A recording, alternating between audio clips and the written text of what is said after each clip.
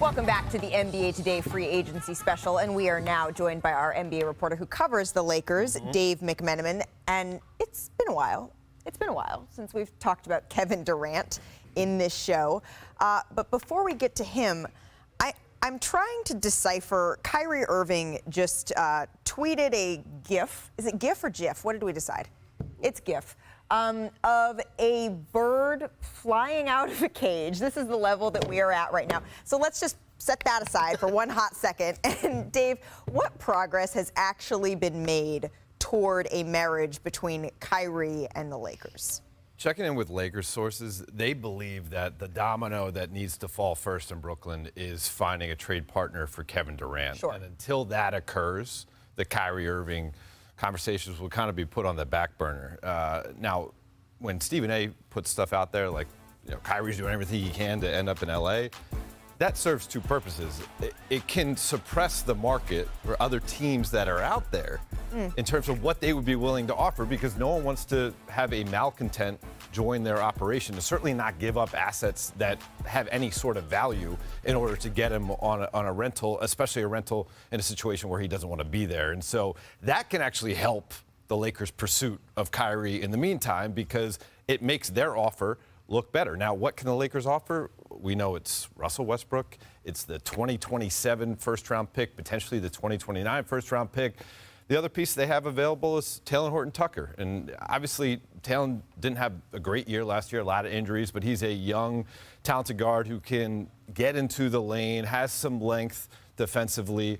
And if you are a Brooklyn team going into a rebuild, that can have some value there, and perhaps it could lead to a bigger type of deal where the Lakers not only get a guy like Kyrie Irving, but what about Joe Harris? Lakers need some shooters, right? And Joe Harris has his own injury. That would change the game. Yeah, has his own injury problems right now, but when healthy, this guy who hit some shots. What do you think of that, Rich? No, I like it. We know what the Lakers need, and what they didn't have LeBron James's first year, and what they didn't, and then they won it in 2020. Their first year, they didn't have shooting. They had a ton of talent, a bunch of young players, but they didn't have shooting.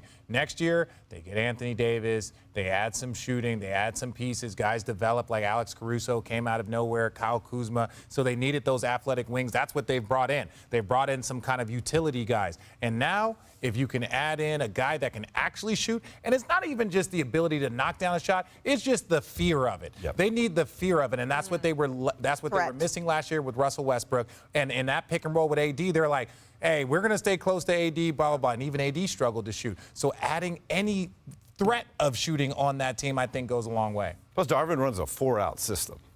You can't run a 4-out system unless you have shooters. It just won't work. Yeah, and we saw that in Milwaukee. Surrounding LeBron with shooters. Has any team thought of this yet in LeBron's career? Look, the KD angle is big because if whatever Brooklyn does with Durant involves DeAndre Ayton getting signed and traded to them, or any player getting signed and traded to them, they need to cut a lot of money to get under the hard cap, which you're not allowed to go over if you get a guy in a sign and trade.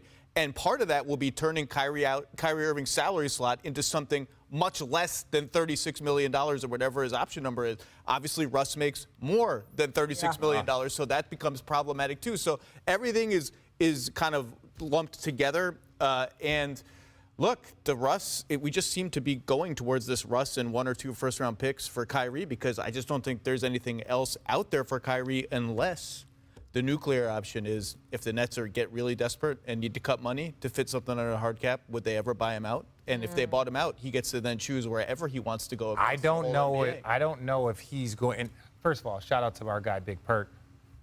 They shout out to my guy Big Perk. No, I'm just He asked the buyout question. He asked the buyout question. I didn't know there was some chalk on his knuckles. My point is we'll get you some lotion. My point is that we know that they do not want, ideally, Kyrie to be in that locker room on opening night.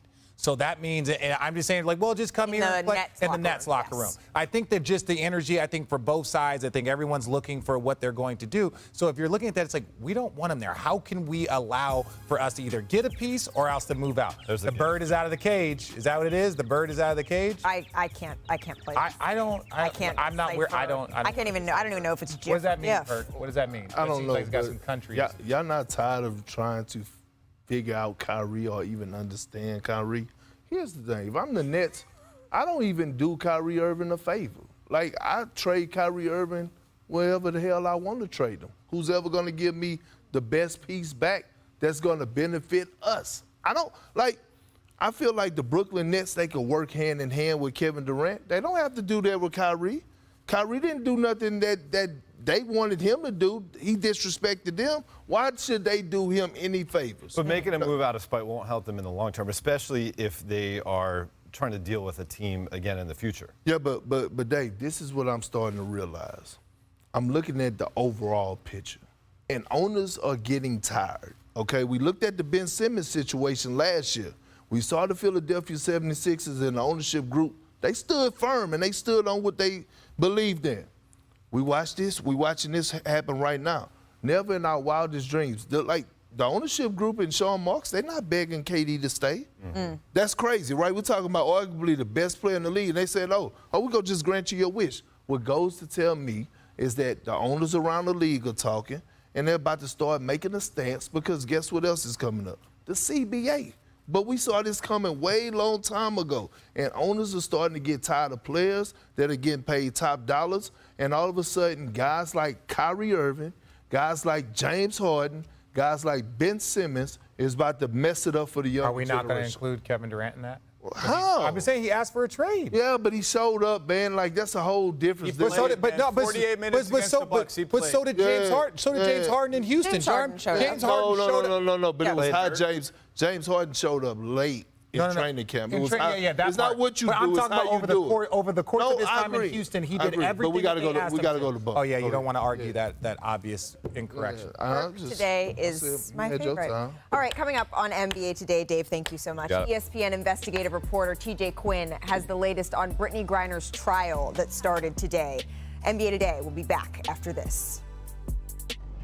Welcome back to the NBA Today Free Agency Special. So we began our show talking about the blockbuster Rudy Gobert trade. And when you're looking at that many picks, that's what Rudy Gobert commanded. The natural next question, Zach, is what the heck is Kevin Durant going to take to get him moved? We know that Brooklyn isn't necessarily in a rush here. They want to see the best packages. They have a little bit of leverage in that way.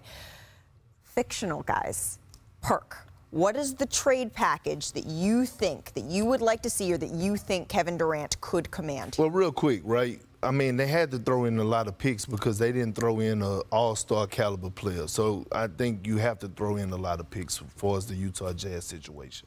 But if I'm like the Atlanta Hawks and you just got Murray, I'm giving up Hunter and Collins and figuring out some other pieces, maybe picks that the Hawks may have for Kevin Durant.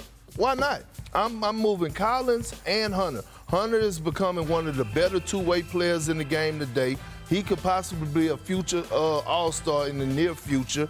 Collins, we know what he could bring to the table. He showed us that he's capable of averaging 19 and 8 a night. He just don't fit well alongside Trae Young. But if I'm the Hawks, why not?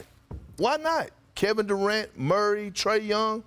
Sounds good to me. What sounds good to you, Zach? So I thought about this more from the Nets' perspective than from the other team's perspective. And to me, I said this yesterday, I said this before Kevin Durant got traded. My first call is to the Toronto Raptors, and I'm asking for Scotty Barnes as the centerpiece of a Kevin Durant trade. And Scotty Barnes is Rookie of the Year, could be a future, I don't know, but there's no ceiling on Scotty Barnes. Could be a future 8-time All-Star or something like that. That's worth, I don't know how many draft picks that's worth, 3-4 draft picks. So I'm going Scotty Barnes, Gary Trent Jr., need a little salary cap filler, and then maybe we'll go 2 picks and 3 swaps, 3 swaps and 2 picks, and I can hear Toronto people saying we're not giving up Scotty Barnes, that's too much. Yeah. And guess what? Yeah, they say that they didn't want to give up DeMar DeRozan, and they got Kawhi Leonard. Then you don't get Kevin Durant. The sticking point for me becomes if the Nets have so much leverage and so much interest in Kevin Durant that in addition to Scotty Barnes and Gary Trent, I've got to throw in an Anunoby or something like that, and at that point, Kevin Durant's coming to a team that has now been not crippled, but sort of devastated by the bounty going out.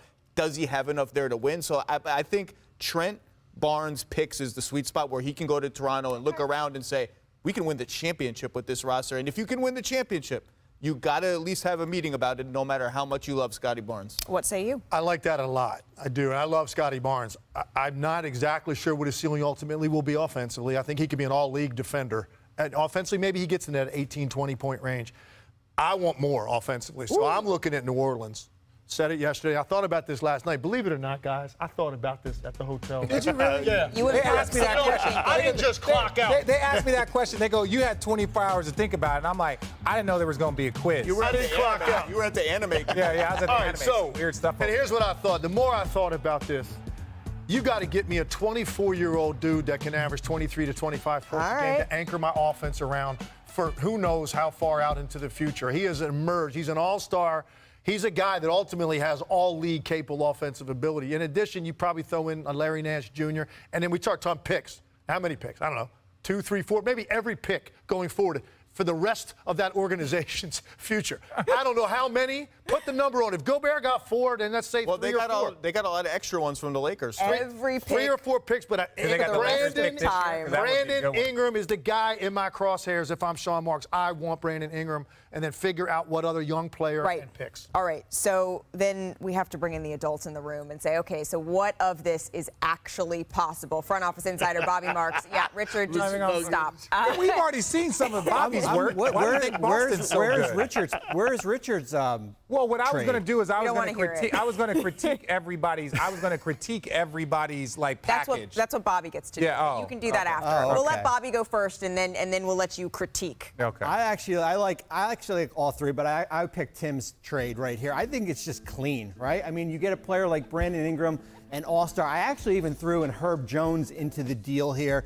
Didn't need to make the money work, but a guy who can, a big wing, can defend. And now you're looking at all these picks, right? Their own, certainly the Lakers Oh my pick. gosh. Keep scrolling, Bobby. You keep on. I'm telling you, the touchscreen can't handle all these draft picks being traded here. Like we run out at when we hit 3. But for me, this is clean. I like the Toronto trade package. My concern with Kevin Durant moving forward is that this is going to get complicated. We're going to be adding 3 and 4 teams because, as we see, teams don't have that many draft picks, and to get these numbers up here, I don't think it's just going to be a one-on-one type deal when Durant eventually goes, does get traded. See, I agree with you, Bobby. I like the squeaky clean type of trade. Richard, he likes it a little more dirty. So what do you like? Yes, that is true. That is very, very true. So my thing about No, go ahead. Okay, so what I was trying to say before everybody wanted to crack their jokes is, Tim and I were talking, it's like you have to understand, even going back to the Minnesota deal that we were just talking about, if a team is successful, those picks drop down. Where Brooklyn and that Boston trade that we so epically talked about is that Brooklyn ended up like being trash and tanking and all their guys left, and then now all of a sudden they had no picks and they were one of the worst teams in this league. The minute you get Kevin Durant, you are a contender. That means that the picks turn into 25, 27, 29, depending on where their team ends up landing. So I'm not so much worried about the amount of picks. It's the same thing that we talked about with Minnesota. Once you get these picks, these are going to be 22, 23. You give up these picks to get Kevin Durant. You do it to get a star player because when you add them to your team, the idea is that those picks aren't really trying to score gold in 23, 22. That is a rare occasion. You're probably right. But that sounds exactly like what the Nets said when they traded all their picks to Houston. But they traded him for a bunch of older players. That's the difference. James Harden's not old. What do you mean? When the Nets traded, what do you mean? All their picks to Houston for James Harden. It was like, well, this can't possibly fail. They have Kyrie and KD. Well, you never know. They still got Ben Simmons in return. Now, that's yet to be seen. But if he can at least return to part of his performance. I just think we're underestimating the downside risk of this because it seems in the moment like it's a no-brainer. You got to get that guy. Why they're talking about billionaires making decisions? We don't focus on the downside. But I think, only the upside. You're including yourself in that billionaire conversation. What we're not focusing on Sure. is Kevin Durant actually gave them 2 teams he wanted to go play for. Yep. Right. So I think about Miami, South Beach. I think about Phoenix, good weather year-round, although it's hot in the summertime. I don't know if he want to go to those other destinations, right? So KD also has to say, you know what, I'm going to show up and go. 100%. Like he has that much power. So Brooklyn don't have all the leverage. They can say, oh, we're going to trade you there, but KD don't have to go there. Well, this gentleman was the back page of the New York Post this morning. This was disrespectful. That is disrespectful. I don't like that at all. First of all, this is the New York, what is this, the Post? The Post. This is going to be, this is what they do. So, like, if we're going to sit up here, it's like, oh, the Post, this is their fourth most offensive thing in the last 4 days. Like, they don't care. This is like, this man has no heart. Yeah, I want to see the person that wrote that title. Let me see your resume, bro. Just the person, Let me see your life resume. the person that comes up with those gets paid a lot of money. Paid a lot of money With that phrase. Yeah, that He's is in the the Billionaire Richard Club. And they won because we're sitting here talking about it. Well, then let's talk about this. You know what his name is. Let's take a look back at Kevin Durant's career, and we're going to start with getting drafted Look at Mama one. second overall. I had to tell Jabari Smith Jr. that he wasn't first overall by the Supersonics. It's okay. No one remembers that. In 2007, KD scored 20 points per game that year, the most by a rookie in a franchise.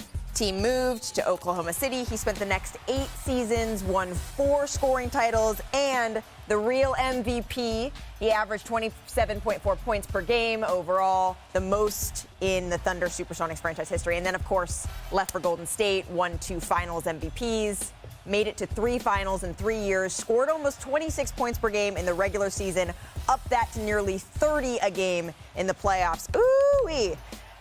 And then his tenure ended with a torn Achilles, caused him to miss the first of 3 seasons with Brooklyn, averaged 28.7 points per game with the Nets, won just 1 playoff series, as you pointed out yesterday, Richard, in Brooklyn. You can see him there hugging his mom.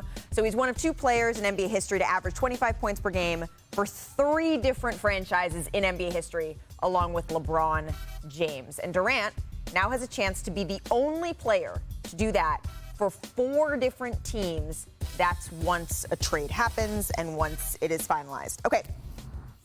Kevin Durant era in Brooklyn. I know you guys aren't ready to call it an era. It's not an 3 era. years is not an era make. So the Kevin Durant time in Brooklyn. Failure. No, don't be. Period in Brooklyn. It wasn't failure. It didn't go as planned. I think that's fair to say, right? But he's still a walking bucket, an all-time great player. So let's say hypothetically he were to go into the Hall of Fame tomorrow, because he's a Hall of Fame hands-down player. Which team would he represent? So I had our great Kevin Pelton on my podcast last night. We had this exact discussion. He brought it up because we were talking about Durant's strange career arc or rare career arc. And he said, if you look at all the cities that Kevin Durant has played in, the one where he's possibly most beloved universally is Seattle, which doesn't even have a team. And when Kevin told me that, that was so real that it was like a gut punch to me on behalf of Kevin Durant. Can I remember him playing there? But I'm saying, because Oklahoma City, hard feelings. Golden State, I mean, I don't even know if they're hard feelings. There's a lot of feelings. Brooklyn, disaster. And so when he said that, I was like, this is exactly why Kevin Durant needs to nail this move to sort of reclaim that aspect of his career. All that said, I know it was hard feelings upon his departure. I remember the cupcake stuff. I remember how poisonous it was when he came back. Yeah. I think time will heal a lot of that, and what he did to make basketball sustainable in Oklahoma City and put that franchise on the map, I think ultimately, if you're asking me what hat he wears at the Hall of Fame or whatever you want to say, that's the one of the 3 teams he's played for. Rich? Seattle, I understand. He's definitely beloved because that was the last thing they remember in Seattle. Exactly. And Seattle is an amazing basketball town. We need to get a team back there as soon as possible. So I see that aspect. But there's just too much time has gone by. So it's like a portion of people that remember it. But, you know, these generations, they don't remember that. These kids, they don't. But I still stand by Golden State. Like, I understand what he did. I understand what he did in Oklahoma City and making basketball sustainable. But he took another jump. Now, I understand they won before him and they won afterwards, right? Like, they won in Miami before LeBron James came, and they've been very close to winning again since he left, right? But I think when you look at, you know, what Kevin Durant did there, and really he was the reason that they became a dynasty. Yeah. Right? Because even Draymond Green on his podcast said, or on JJ Redick's podcast said, I don't think that we win the next year without Kevin Durant. So then all this dynasty talk kind of gets shut down. Not saying that they wouldn't have won another championship, because they've proven that they will.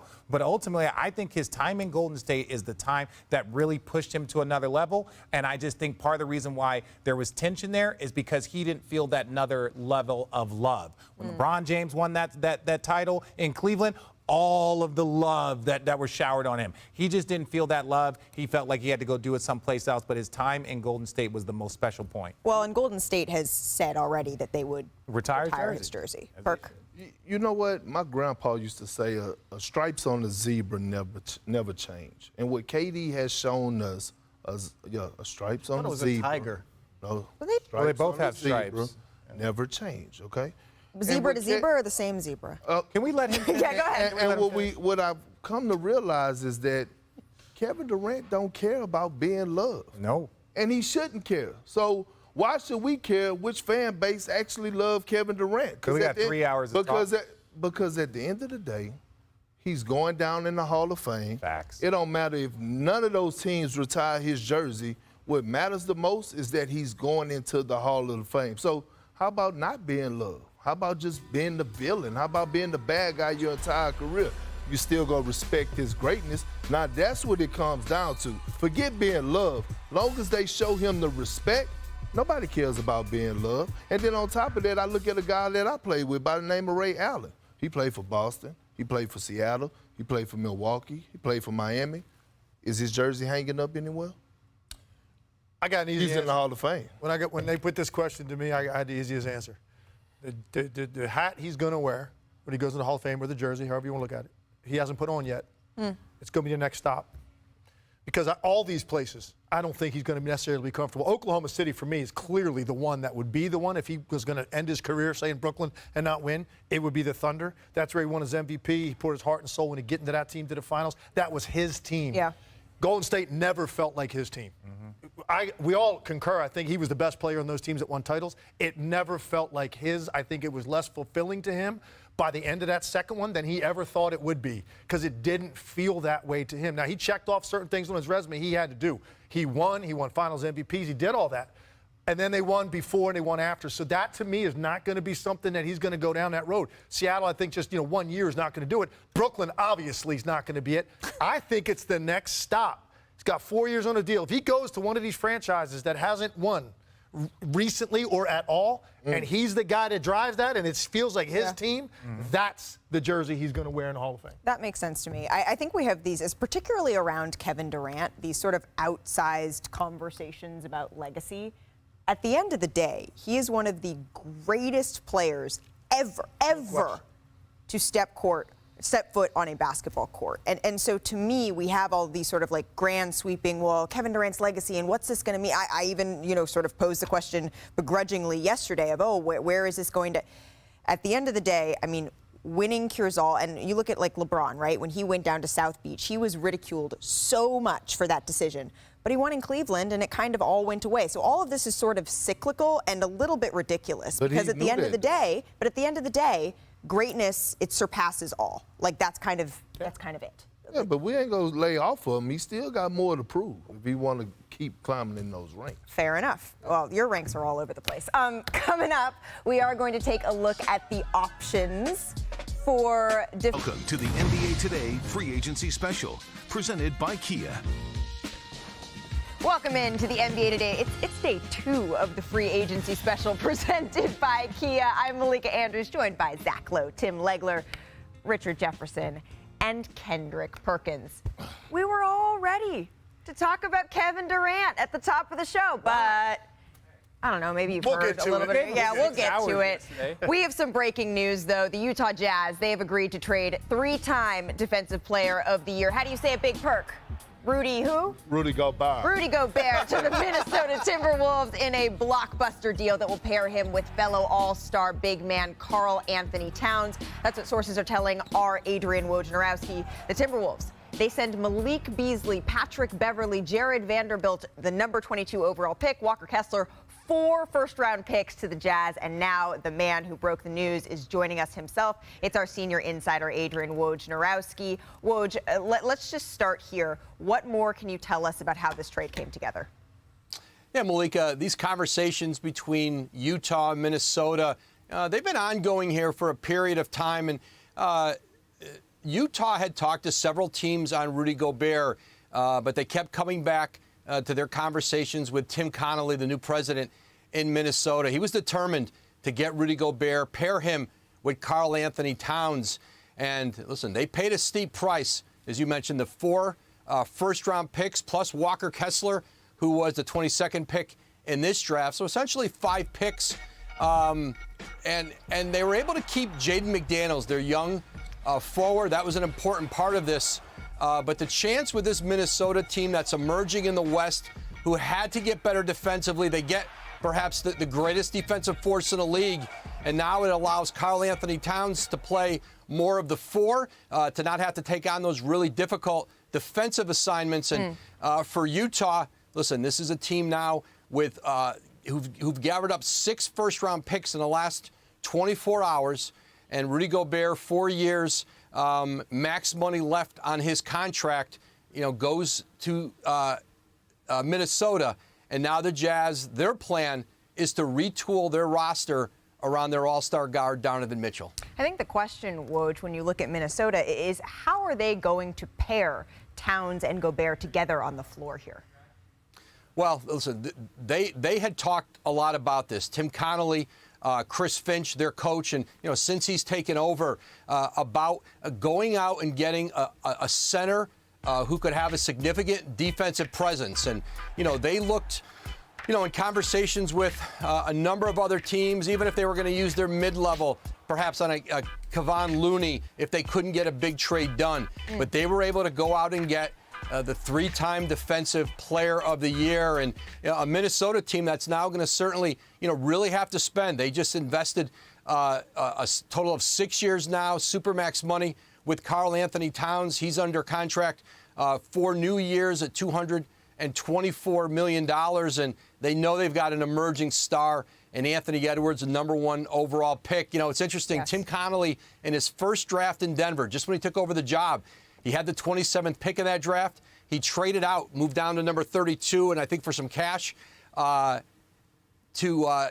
give Utah that pick. They took Rudy Gobert at 27.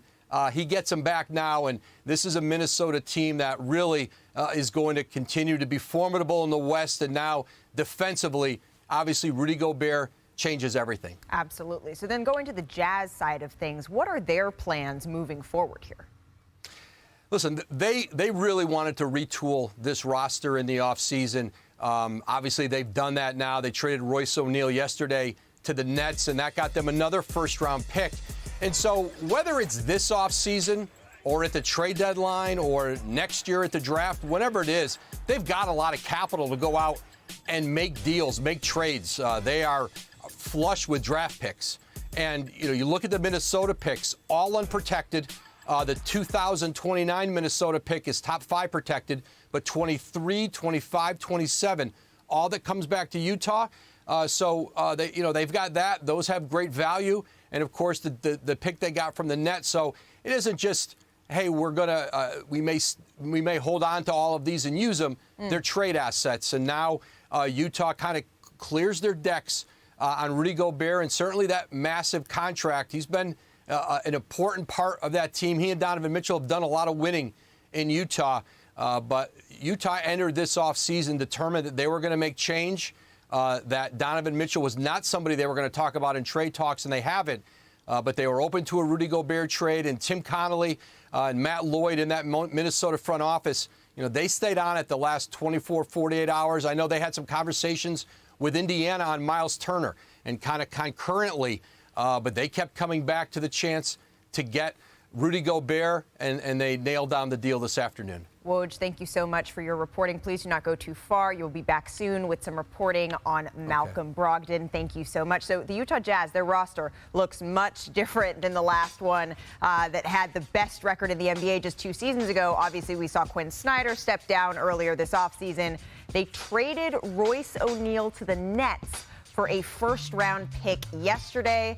But you can take a look at the way their roster is shaping up here. Interesting. All right, let's bring in our senior writer, Brian Windhorst. And Brian, I know Woj touched on it briefly here, but when you're talking about the Jazz and you look at the departure of Rudy Gobert, the next question is Donovan Mitchell. What does his future hold? Well, they can say whatever they want to Donovan Mitchell, but the message they're sending by their actions is way more valuable than the words. I mean, if you were in Donovan Mitchell's shoes, what would you think? I mean, you don't have to have, great insight here. And also yesterday, and I know that this isn't, hugely important, but Royce O'Neal was one of his closest friends on the team. And Eric Paschal, who has been one of his closest friends his whole life, who was on the team, was let go by the team yesterday. So if you're Donovan Mitchell and you see two sets of trades, and I'm going to say it's a gob-smacking return for Rudy Gobert. I mean, it is truly an incredible trade, and it actually makes you wonder what could possibly Kevin Durant be worth when you see this kind of return. But we'll set that aside for right now. But if you're Donovan Mitchell and you see two trades like this that are designed to save more than $100 million and get first-round draft picks, that doesn't inspire confidence. And I would say it would almost be, talking to league executives who sort of saw some of this coming, they think would maybe be abnormal for Donovan not to want out at this point. Now, they obviously have the option to use some of these assets to trade something to put around Donovan, and that may be what they're going to try to sell him on.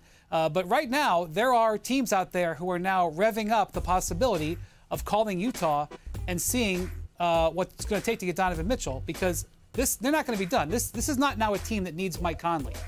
Teams are going to now start looking at Mike Conley. This is now not a team that needs Bogdan Bogdanovic. It's not a team that needs Rudy Gay. All of these guys who have long-term money, who have value at other places, I would suspect are going to potentially be on the trade market, and the Jazz are going to get calls.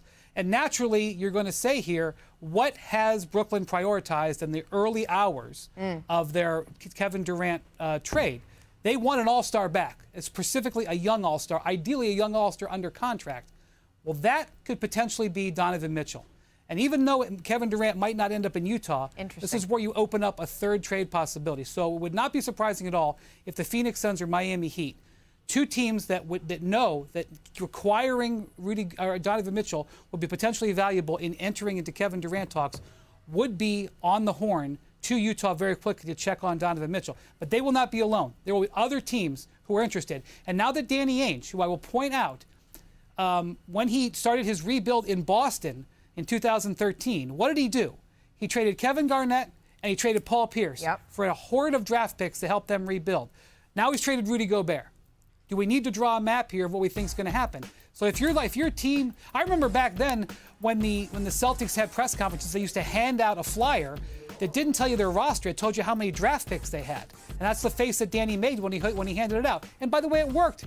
He built a team. He's got the fingerprints on the team that just went to the finals. So I understand why he's doing it. It's not even saying it's a bad idea. But if you're a team like the New York Knicks, who has 8 tradable first-round picks, and you want a guy like Donovan Mitchell, you're on the horn too. So I think this is going to be incumbent on what Donovan Mitchell's reaction to this, and the offers are about to, I assume, pour into the Jazz front office. Whew. Interesting stuff. Brian Windhorst, thank you so much. Please do not go too far. You will be back in our show. All right, Tim. Yeah. We just heard I know. That's what maybe we should go to break first. And then we digest all of that information. Recap? Yeah, don't worry. We can write it down for you. I'll say it slow. Yeah. We also have Bobby Mark standing by to break it down for you, so don't worry. You'll get more explainers. But we have had so much to discuss here. There is so much to break down around this. And I know they touched on a hypothetical trade for Kevin Durant, what that would command after seeing something like this. But just initially, my reaction when I saw Woj report this Rudy Gobert news was wholly expletive. Yeah. What was yours? All right, so first, right off the bat, it was immediately you picture Rudy Gobert and Karl-Anthony Towns on the floor together. And I say to myself, okay, clearly Minnesota wanted to get better at protecting the rim. They just did. They added maybe the best in the league at doing that. But the league in general is trying to get better at defending the three-point line and being more versatile defensively. You've gone the opposite way now by pairing these guys up in terms of that. You've gotten a little bit slower defensively on the perimeter. Pick and pops are going to be harder to guard. Pick and rolls, transition threes are going to be hard to guard. Now, offensively, this makes Karl-Anthony Towns more comfortable. Okay, that's fine, but he still also spends a lot of time in the paint, which is where Rudy Gobert is pretty much every single possession. It's pick, dive, pick, dive, pick, dive, pick, dive. Karl-Anthony Towns is not just going to be a spotted three-point shooter. He's also very good on the block. So even offensively, I'm trying to picture the pairings. But listen, so I'm right now thinking, as far as Minnesota's concerned, I have to see what this looks like before I can make a determination. I can't automatically today sit here and say, oh, well, they're now climbing rungs in the Western Conference. Like they're more of a contender. I need to see what that's going to look like. And then from Utah's perspective, Now it looks to me like I'd be shocked if Donovan Mitchell does not insist on getting out of Utah, and that now becomes very interesting with some of the teams Wendy mentioned that might want to get him. So I look at it differently. When I look at the Timberwolves getting Rudy Gobert, I think they are one round better than they were last year. And that's ultimately the goal. And the reason why I think this is when you look at the league, you look at what the Lakers did, right? LeBron James, they had, Anthony Davis. They were also playing Dwight Howard. They were playing JaVale McGee. They were playing big. They didn't shoot the ball particularly well from three, but they were big. Now, I'm not saying that Rudy Gobert and Karl Anthony Towns are the same, but even if you look at the Milwaukee Bucks, when, again, great defensive player, when you talk about Lopez and when you talk about Giannis. So there's been teams that have been successful going with that big. I'll even go to the Cleveland Cavaliers last year and minus that towards the end, but they were playing Lauri Markkanen at the 7, they were playing Evan Mobley, and they were playing Jared Allen. So I think if you start to look around the team, we're seeing a shift to like, hey, can we pair some big guys up and just be defensive monsters? Now that does open you up to threes, but not every team can shoot threes the same way the Warriors and probably about 2 or 3 other teams. And it works with the Cavaliers, but when I think about, when Anthony Davis and DeMarcus Cousins were kind of supposed to be the twin towers on the Pelicans, that didn't work out. That was an Achilles. That was an Achilles. Also, Milwaukee, I mean, Giannis, okay, yeah, they're both 7 feet tall. Giannis guards everyone. That's a little like... Agreed. But I'm just saying we're seeing more size being on the league. Now you need that versatility. Yes. Correct. Yes. Well, I thought of a lot of things. Oh, okay? here we go. Because he started thinking yesterday. No, I just started recapping and wish we would have brought up the receipts. I thought about when I set up here probably in February, and I was trying to tell Shanae, and I was also telling you that Rudy and Donovan Mitchell didn't get along and they didn't like each other. The writing was all over the wall, and this is what happened. Okay, they got Rudy up out of there. That's the first thing. Then the second thing I thought of is Patrick Beverley in Utah. Patrick Beverley in Utah. Let that sink in for a second. And then I thought about how is this going to work with Rudy and Karl Anthony Towns? Well, they just invested a lot of money in Karl Anthony Towns, and I think this actually worked in his benefit. Now he's able to be the best version of himself and them not trying to make him into a person that he's not. Yeah. Although we all may want him to play the 5 like we do with Anthony Davis, the results tell us they don't want to play the 5. Karl Anthony Towns averaged, 6.5, 7 3-pointers last year? Like, that is extremely high for a big man. So although he's 7 foot, doesn't make him a big. Like, he loves to playing around out on the perimeter. And when I watch him switch 1 through 5, he's not bad at moving those puppies. I actually love this addition. I actually think that they're trying to do it their way, and they're trying to go back to the traditional 2 big, and I think it's okay, because eventually it's going to move back in that direction. We have seen it time and time again. I am in disbelief at the amount of draft picks the Minnesota Timberwolves traded for Rudy Gobert. Disbelief. He's a Hall of Famer. He is a Hall of Famer. He's 30. He has 4 years left on a gigantic contract. And we have seen in the playoffs, his defense has not been the issue. It's that he can't do anything on offense when teams go small against you. I think in the regular season, this is going to work really well. RJ just said maybe they got 1 round better. I actually think that's fine. I think offensively they'll figure it out. Defensively, they have realized with Karl Towns at the 5, they're not going to be good enough defensively. Rudy Gobert is a top 10 defense unto himself. By himself, he is a top 10 defense. They're going to win a lot of games in the regular season with Ant, Cat, Rudy. I just think the price they paid. Look, you get 1 shot at this if you're Minnesota. You get everything you ever wanted. 1 shot to trade picks or use cap space. That's out the window now to get a 3rd guy next to Edwards and Towns. Yeah. I am in shock that they decided this was going to be their shot. 5 picks and a swap for Gobert. And you can tell me they kept Jaden McDaniels. That's great. I hope you keep Jaden McDaniels if you trade 5 picks and a swap. They're going to be better. I'm just not sure it's better enough to justify the outlay. And one last thing. Wendy mentioned the Nets-Celtics trade. The one difference here is, and the Wolves have this going for them. Cat and Ant are so young that they're insulated from that disaster downside that the Nets had. But I just think the draft outlay is I'm literally in disbelief. So let's just be clear, though. We're saying 1 round better. You're saying 1 round. You're saying round. top 4 in Look the West. at the West, man. And you're saying top 4 in the West. They took the Grizzlies to. Because 1 round better, 2nd round, that puts you in the final 4 in the conference. So you're saying top 4 team in the Western Conference. Well, we're talking a whole lot about. That's what we're saying. If you say another round. Yeah. Yeah, that means they I'm get not out. sure I about think that. they get to the second round. I think they get to the second round. That's what I see. we're But talking you're a whole right. You lot guys might be right. I need to see it. Yeah. I just need to see what that looks It's like. gonna be tough. But the picks are what's leaving you gobsmacked. Wow. And At this point, the only team that has enough picks to trade for Kevin Durant is Oklahoma City. I mean, what is Kevin Durant going to take? 12 first-round picks? so let's bring in someone who knows just a little something about trading a smattering of picks to Danny Ainge, Mr. Bobby Marks. Don't do that to Bobby Marks. Yeah, Bobby. Low-hanging fruit. What do you make of all of this? I just had some bad flashbacks here. We're still friends, Bobby. That's what I make of it. I think Zach hit it right on the head. Like, when you have all your picks to trade, like, you better get it right. And if you're going to trade 4 or 5 first-round picks, I mean, the touchscreen ran out of draft picks. Like, it stopped at 2025 here. Like, we couldn't go any further here. So I think you do have to be careful as far as moving all those picks. It's as I said, like, you have one chance at that. And obviously, for Minnesota, it's Rudy Gobert. And I disagree. I don't think this is a top 4 team in the Western Conference. Can it get there? I mean, this Western Conference is a bear. And I applaud Tim Connolly, their general manager's aggressiveness, right? Like, he sees a window to take advantage of it. But the question is Rudy Gobert the right guy for Karl Anthony Towns as far as building it out? Because now you have nothing left except Towns, Gobert, and Anthony Edwards as far as to build this Russell. We'll see what happens with D'Angelo Russell. That's going to be my big thing. He's got an expiring contract. What happens with Russell here? Bobby, thank you so much. Is that where? And again, you look at it.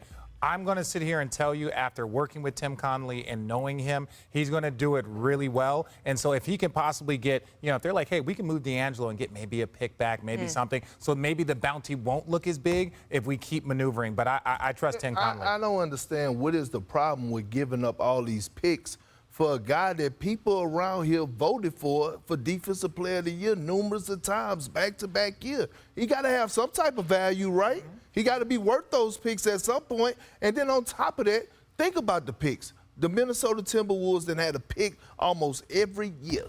At some point, you got to give up. You got Anthony Edwards. You got Karl Anthony Towns. It's time to build around him. But the question now, because both Brian and Zach have hit on this, if this is what Rudy Gobert commands, what exactly is Kevin Durant going to command? France. And we are going to get into that sacre bleu, Richard, on the other side of this. What is sacre bleu? Oh, my God. What does that mean? What is that with bleu? It means, oh, my God. Oh, Sacre really? bleu. Why don't you just say, oh, my God?